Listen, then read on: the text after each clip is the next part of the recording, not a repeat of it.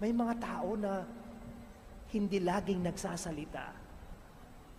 Pero pag nagsalita, may dating. Sumusunod. Nakikinig. The power of the Word.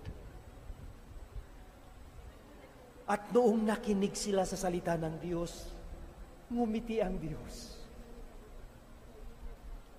That is what we do to God every time we listen to Him.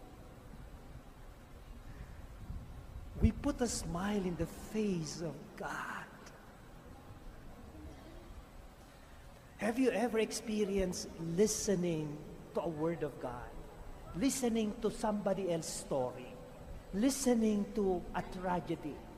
And upon listening, you are being transformed by the story that you have heard. You were never the same again. The power of the Word.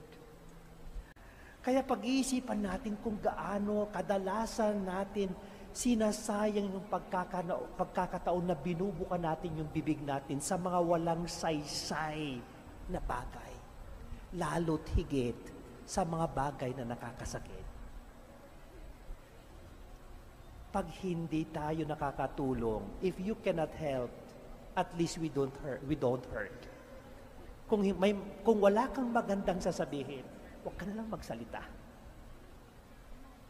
If you cannot inspire people, you better, huwag mo nang buksan yung bibig mo. Sayang.